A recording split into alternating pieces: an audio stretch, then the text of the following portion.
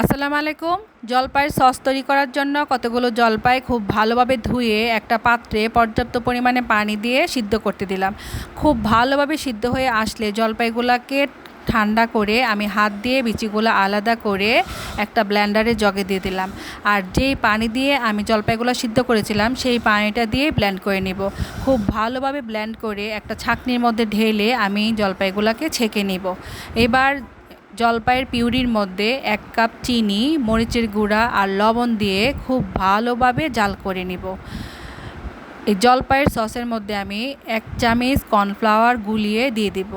আর এই সসটা যেন অনেক দিন ভালো থাকে এজন্য 1 চামচ সিরকা দিয়ে দিব।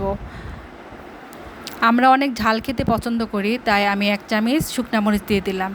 এই সসটা টমেটো কিংবা তেঁতুলের সসতে কোনো অংশেই কম নয়। আপনিও ট্রাই করে দেখতে পারেন। আল্লাহ হাফেজ।